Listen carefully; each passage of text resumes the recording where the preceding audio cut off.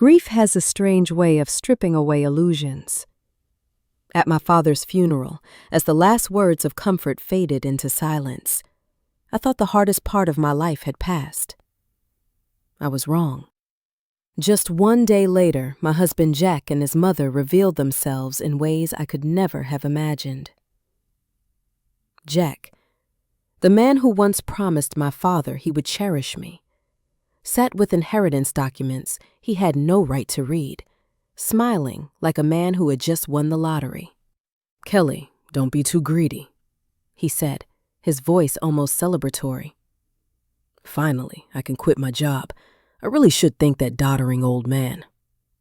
His mother chimed in, clapping her hands as if this was the happiest day of her life, already planning new cars and luxury shopping trips. And there I sat, numb, realizing the people who shared my table, my house, and my life had no respect left for me, or for the father I adored. My name is Kelly Cohan. I am 38 years old, a pharmacist by training, an only child who grew up showered with love from two devoted parents. My father was a respected doctor who ran a well-known clinic in our hometown, and my mother supported him until a sudden accident took her from us a decade ago. That loss nearly destroyed me, but my father and I leaned on each other, and somehow life went on. Around that time, Jack entered my world. He wasn't extraordinary by any measure, an ordinary salaryman in the food and beverage industry, but he was kind in my darkest hours, patient when I could barely hold myself together. My father, ever grateful for the support Jack gave me, welcomed him into our family warmly. "Please take care of her," he had said to Jack, his eyes serious. Jack straightened his back and promised, "I will make her happy." I believed him. I truly did. When we visited Jack's mother to announce our engagement, she greeted me with a sneer. Divorced, heavily made up, and blunt to the point of cruelty, she assessed me as though I were an item at a market stall. "She's plain." "She's older. Wouldn't a younger, prettier girl be better for you?" she said in front of both of us. My heart clenched, but Jack's defense wasn't what I expected.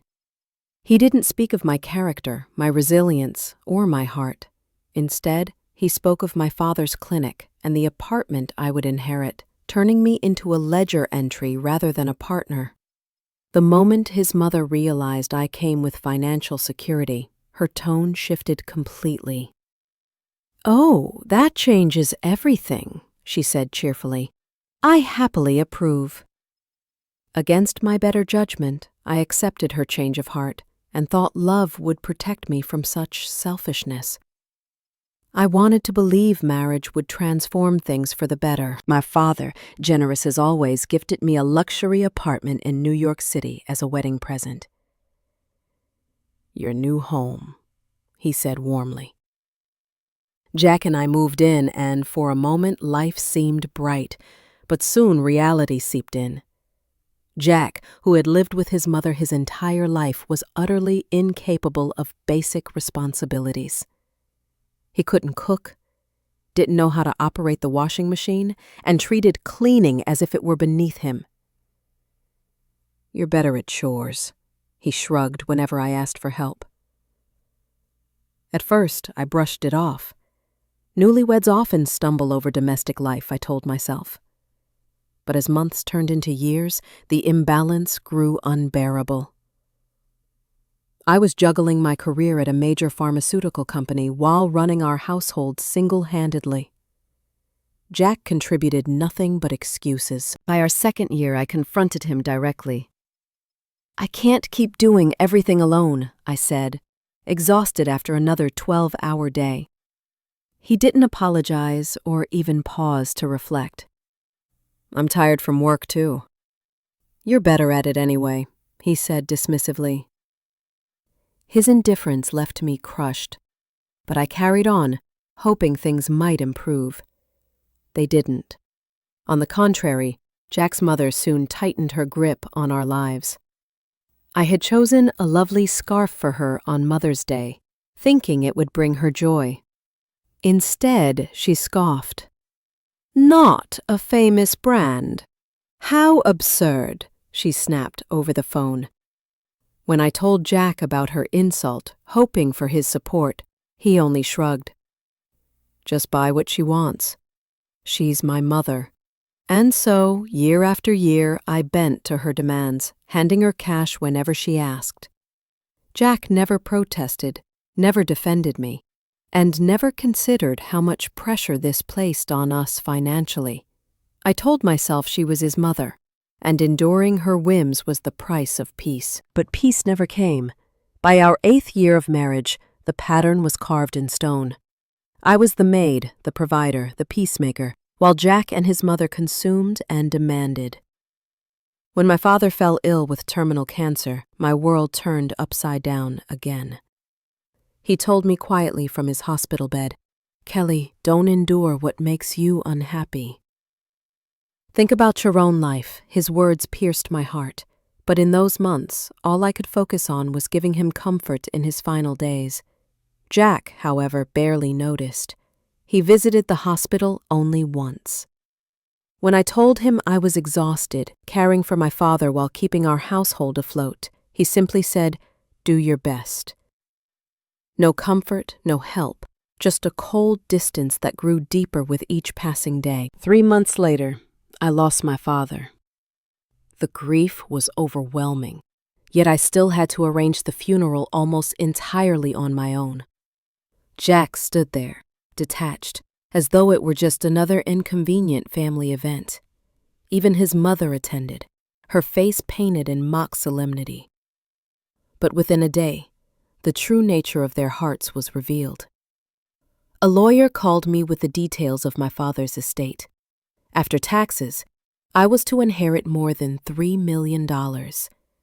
My father, through his years as a doctor and real estate investor, had left me a future filled with stability and possibility. I was stunned, grateful, and terrified all at once. It was an enormous responsibility, but one I knew I could handle. I didn't know then that Jack and his mother had already set their sights on it, seeing not my father's legacy, but their golden ticket. When I returned home after meeting the lawyer, exhaustion weighed down on me. I placed the inheritance documents on my desk and, without meaning to, drifted into sleep on the sofa. When I awoke, I heard voices filled with excitement drifting from the living room. Startled, I rushed out only to find Jack and his mother holding the very documents I had left behind. My stomach dropped. Jack's face lit up with triumph, as if he had uncovered a buried treasure. "Kelly, you've done well," he said, almost giddy. I blinked, not understanding. Then he leaned in, his tone turning serious but still dripping with arrogance. "About this money, I've decided it should be split between me and Mom." "Don't be greedy. With this, I can finally quit my job. I should really thank that doddering old man of yours." For a moment, I thought I had misheard him. "Doddering old man? Are you talking about my father?" I asked, my voice trembling between anger and disbelief. Jack didn't even look ashamed. His mother clapped her hands gleefully, exclaiming how wonderful life would be now, how they could finally live like royalty. They spoke of new cars, luxury shopping sprees, and vacations abroad, as though my father's death was nothing more than their ticket to indulgence. Inside, I felt my grief twist into something sharper, more dangerous. I had endured Jack's laziness, his indifference, his mother's insults and endless demands for money.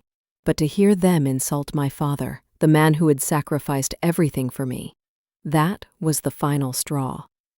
Still, I swallowed my fury, forcing a smile that felt like glass against my lips. "Of course," I said softly. "Use the money however you and your mother wish." They believed me. Jack's mother beamed. "That's the spirit, Kelly. Make sure you work hard and keep earning so our savings don't shrink." I nodded, but inside a storm had already begun to brew. In the days that followed, Jack quit his job without hesitation. My mother-in-law practically moved in with us, spending her days dragging Jack from boutique to boutique, dining in high-end restaurants and living as if she were a celebrity. They charged everything to our accounts without a shred of concern. Jack laughed off my protests, saying, "What does it matter? $3 million is coming soon." Within weeks, the $100,000 I had carefully saved began to vanish. My warnings meant nothing to them. Instead, they ridiculed me for worrying, as though I were a miser clinging to scraps. And then, one morning, I discovered they had taken off for a trip to Hawaii. They hadn't invited me. They hadn't even bothered to tell me until they were already gone, posting photos online in bright aloha shirts, cocktails in hand. That was the moment I knew. Enough was enough. My father's voice echoed in my heart. You don't have to endure. While they vacationed, I prepared. I met with the bank, secured the accounts, and quietly moved what remained of our joint funds into an account under my name. I called a lawyer, explained everything, and began divorce proceedings. By the time they returned, I had already changed the locks on the apartment. I remember watching them through the intercom as they stood outside, bags in hand, confusion turning into outrage.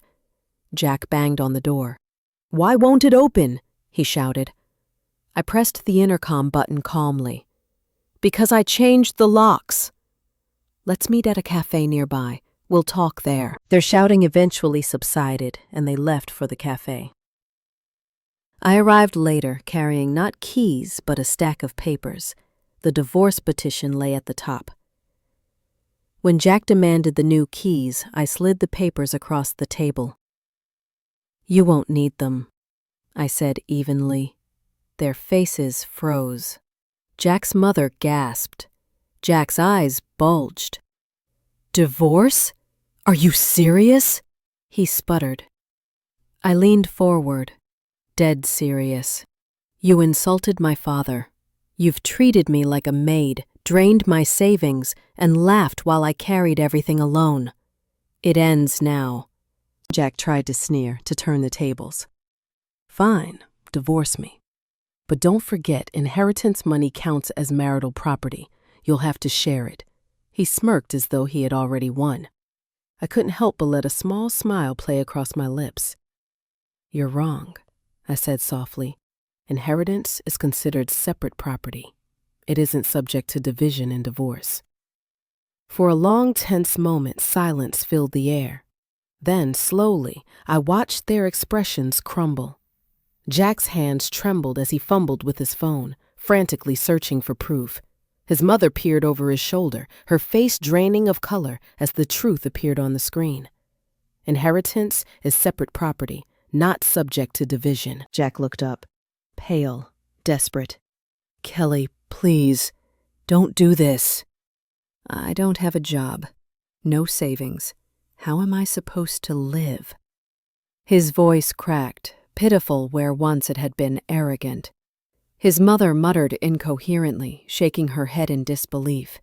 I felt nothing but cold clarity. "You'll live with the consequences of your choices," I told him. "You took advantage of me, of my father's memory. I will not allow it any longer." For the first time in years, I saw fear in Jack's eyes. The divorce was finalized quickly. The $50,000 I had secured from our joint account was recognized as part of the marital property division. Jack left with nothing else. Soon after, the credit card bills from their extravagant spending began to arrive. Hawaii, restaurants, boutiques. With no job and no savings, Jack sank rapidly into debt. He and his mother were forced to move into a shabby apartment, their glamorous lifestyle collapsing into a cycle of overdue payments and endless work to scrape by. As for me, I sold the condo we had once shared and moved into the apartment my father had left me. It was quiet, filled with memories of him, but it was mine. With the inheritance, I secured financial stability and freedom. I continued to work, not because I needed to, but because it gave me purpose. Every day, I carried gratitude for my father in my heart. And though his absence still ached, his final gift allowed me to build the peaceful, dignified life he wanted for me. Life after the divorce settled into a rhythm I had almost forgotten was possible. For the first time in years, I woke up without the heavy dread of constant criticism or demands. My mornings were my own, quiet and calm, with the simple pleasure of coffee by the window instead of frantic chores and passive-aggressive remarks. The apartment my father had left me became a sanctuary, filled with the scent of his old books and the echo of his presence. Every corner carried a memory, his voice telling me to study hard at the kitchen table, his laughter when we watched television together, the warmth of his hand on my shoulder whenever I felt small. Now those memories were not poisoned by Jack's disdain or his mother's greed. They were mine to hold, untainted. Yet even in peace, I often found myself reflecting on the years I had lost. I remembered the early days of marriage, when I carried hope like a fragile candle. I thought back to the nights when I stayed up scrubbing dishes after 12-hour workdays, listening to Jack snore in bed while I wondered how long I could keep going. I remembered buying his mother that scarf with such care, only to be mocked for not choosing a designer brand. I had told myself then that patience was love, that sacrifice was marriage. But in truth, I had been slowly erasing myself, piece by piece. It wasn't until Jack and his mother tried to claim my father's legacy that I finally saw the truth. My endurance had never been strength. It had been silence in the face of abuse. That silence ended the day I locked them out of my life. Word of the divorce spread quickly among acquaintances and extended family. Some were shocked. Others said they had always suspected Jack was using me, that he had married for convenience, not love. A few even whispered that I was too strong for him, as if strength were a flaw. I didn't care. Their opinions no longer held power over me. For years I had worried about appearances, about keeping the peace, about what others might say. But the moment I walked out of that cafe after serving Jack the divorce papers, I left those fears behind. What mattered was not their judgment. It was my freedom. Jack, on the other hand, spiraled quickly. With no income, no savings, and mounting debt from their spree of indulgence, he and his mother were forced into humiliating circumstances. I heard from a mutual acquaintance that they had rented a dingy apartment far from the city center, their wardrobes of luxury brands now gathering dust in closets they could barely afford. Jack took odd jobs, waiting tables in small diners, while his mother complained loudly to anyone who would listen about her ungrateful ex-daughter-in-law. I felt no pity. They had taken my love, my effort, my savings, and nearly my sanity. Whatever misery they now endured was nothing more than the echo of their own choices. As weeks turned into months, I embraced a new way of living. I kept working at the pharmaceutical company, not because I needed the salary, but because I valued the independence and the sense of purpose. My colleagues noticed the change in me, how much lighter I seemed, how I smiled more freely. One even said, "Kelly, you look 10 years younger." I laughed, but inside I knew it was true. Freedom has a way of restoring the soul. I began traveling on weekends, small trips at first, quiet towns, countryside inns, places where the air smelled of earth and possibility. I took long walks, wrote in journals, and let myself dream again. Dreams I had buried while living under the weight of Jack and his mother's endless demands now returned like birds set free. I thought about perhaps one day opening a small clinic in honor of my father, using both my pharmaceutical expertise and his legacy to create something meaningful for others. The idea filled me with a sense of purpose far greater than anything I had felt during those long, suffocating years of marriage. At night, I often spoke quietly to my father in my heart, telling him about my day, about the courage it had taken to finally leave, about how grateful I was for the inheritance he had left me. Not for the money itself, but for the reminder that his love was enduring. That even in death, he had given me the means to reclaim my life. I imagined what he would say if he could see me now, Perhaps that same gentle smile, that same reassuring pat on my hand. Kelly, you are stronger than you know. Sometimes people ask me if I regret marrying Jack. My answer is complicated.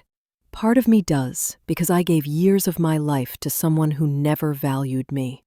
But another part of me knows that without that pain, I might never have discovered the depth of my own strength. Enduring Jack and his mother taught me the difference between patience and self-betrayal. Leaving them taught me the power of reclaiming my voice. And now, living freely in the home my father entrusted to me, I finally understand what happiness means. It is not found in luxury brands, in cars, or in false smiles across a dining table. Happiness is the quiet dignity of being true to yourself, the peace of knowing you no longer bow to those who do not respect you, and the strength to walk away when love turns into chains. That is the lesson my father gave me, and the one I will carry forward for the rest of my life. The first year after the divorce passed like a long exhale I had been holding in for too many years. My days no longer revolved around appeasing Jack's moods or tiptoeing around his mother's sharp tongue. The apartment was mine alone, and the silence within it felt like music. Sometimes I would pause in the middle of sweeping the floor or brewing tea just to take in the peace, marveling at how light life felt without their shadows looming over me. For years I had thought my exhaustion was normal, that being constantly drained was simply the price of marriage. But now I saw clearly. It had been the price of being with the wrong people. Jack's downfall came swiftly and mercilessly. Freed from his job, convinced he would never need to work again, he had burned through his portion of the property division within weeks. The credit card debt from Hawaii, the luxury restaurants, the boutiques, all of it landed squarely on his shoulders. Without my savings to fall back on, he was forced to scramble. He took odd jobs at first, dishwashing, delivery work, but his pride was bruised. He had spent too long boasting about a lifestyle he couldn't sustain. His mother fared no better. Having grown accustomed to spending freely, she now found herself living in a cramped apartment with peeling wallpaper and neighbors who argued loudly through thin walls. Rumors spread that she berated shopkeepers when she couldn't afford what she wanted, her once flashy makeup now smeared by stress. When I heard of their struggles through acquaintances, I felt no satisfaction. Instead, I felt a kind of weary detachment, as though I were hearing about characters in a story I had long since closed. They no longer had any claim over my life, and that truth was more liberating than revenge could ever be. I had learned that walking away with dignity is more powerful than watching someone collapse in misery. Meanwhile, my own life blossomed in ways I hadn't imagined. I began to invest some of my inheritance carefully, meeting with advisors who helped me understand how to secure long-term stability. With their guidance, I diversified into real estate and small business ventures. Each decision I made felt like a step closer to honoring my father's legacy, who had once juggled his clinic and investments with quiet discipline. I also began supporting causes that mattered to me, like funding scholarships for young women in the sciences. In giving back, I felt my father's spirit alive beside me. At work, I gained a new reputation. Colleagues noticed my confidence, the way I spoke up in meetings without hesitation, the clarity in my decisions. "You've changed," one of them said over lunch. I smiled and replied, "No, I just finally remembered who I am." For so long, I had been made to feel small, told my worth was in how much I gave without complaint. Now, I understood that my worth had always been in my resilience, my knowledge, my ability to build a life with or without anyone's approval. Yet the nights were not without loneliness. There were evenings when I sat by the window, watching the city lights flicker, and felt the ache of absence. My father was gone, and the companionship I once hoped to find in Jack had never been real. Sometimes I wondered if love was still possible for me, or if I had been too scarred by betrayal. But then I reminded myself, solitude is not emptiness. Solitude is space to heal, to grow, to choose again with clarity. And if love ever came again, it would be on my terms, with someone who respected me as an equal. One spring morning, as the cherry blossoms outside my apartment bloomed, I visited my father's grave. I brought fresh flowers and sat quietly, telling him about the year that had passed. I told him how I had finally left Jack, how I had protected the inheritance he entrusted to me, how I was learning to live not in fear or silence, but with courage and hope. The breeze stirred through the blossoms, scattering petals around me, and for a moment, I felt as if my father was there, smiling with quiet pride. It struck me then how life has a way of testing us through pain, of stripping us bare so we can rebuild stronger. I had been tested through loss, through betrayal, through the cruelty of those who should have stood beside me, but I had not been broken. I had chosen to stand, to walk away, to start again. And in doing so, I had discovered something I wished I had known years earlier. True strength is not in enduring endless suffering, but in having the courage to end it. Now, as I look toward the future, I no longer see limits defined by others. I see open roads, opportunities, and the quiet assurance that I am enough. My father's final gift was not just money. It was the chance to reclaim myself, and I will spend the rest of my life honoring that gift by living fully, freely, and without fear. If you've ever felt trapped by those who belittle you or take you for granted, I hope my story reminds you of this. You have the right to walk away, the right to protect your peace, the right to choose happiness. Life is too short to surrender it to those who do not value it. Thank you for listening to my journey. If this story moved you, please like, share, and subscribe, and let me know your thoughts in the comments. Your support means the world and helps these stories reach others who might need them.